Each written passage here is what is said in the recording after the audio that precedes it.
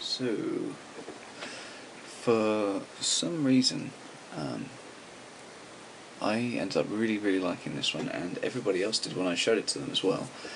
There's something about it, I don't know, it's kind of got a cool relaxedness, but a little bit of class, almost kind of like an old, reminiscent of an old, oh yeah, it's got this kind of almost 50s thing about it, and yeah, like a cool car or something like that. And we like that because it's still kind of playful. It's not too it's not corporate or anything like that. So yeah, quite like that one. So I started to play with some ideas, and let's just get rid of this. Basically, started neatening this up a bit. So you might be thinking, why did I add this swoosh to the N? Because an F is actually, adding it to the F is a much more logical thing to do, and something that's kind of quite common.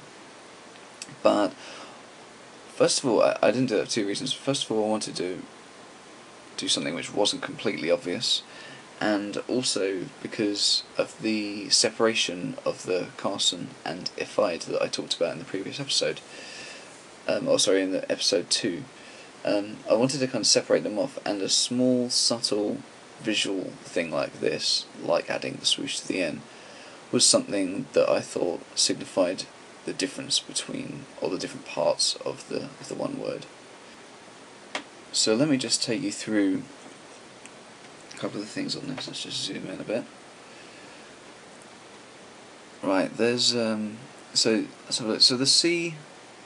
The simple act of dropping the capital C down, and linking it up to the A a bit more finesse, is one of the first things I did when I was playing around with this font. And it's much more tightly kerned, so we've got, especially with the S and the R, really tight around there, and a kind of reflection, almost like a yin-yang thing going on, which I quite like. There's the swoosh on the N, which I've just talked about. This is quite a nice FI ligature going on, but I'm actually going to edit it a bit more, neaten up, and perhaps make more of a dot of the area for the F's ascender. Maybe even bring the dots down a bit. One of the things we're going to look at. This E could be tightened up with a more flowing, handwritten-like connection between the tail of the I and go around there to the E.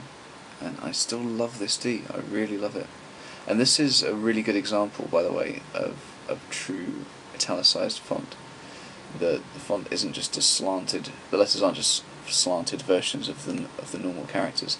They're actually redrawn in some instances to be completely new shapes themselves, better suited for being italics, which is really nice touch, and I'm always glad to see fonts like that.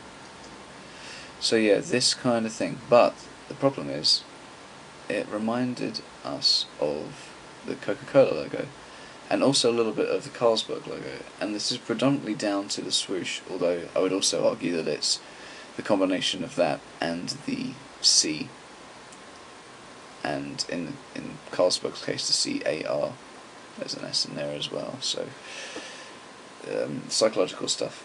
But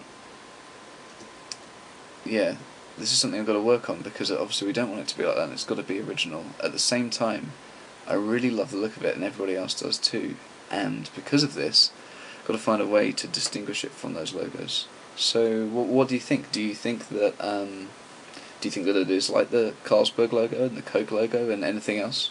It'd be really interesting to hear what you reckon, actually, before I start doing my refinements. So there we go. Possible candidate. A little bit of tweaking.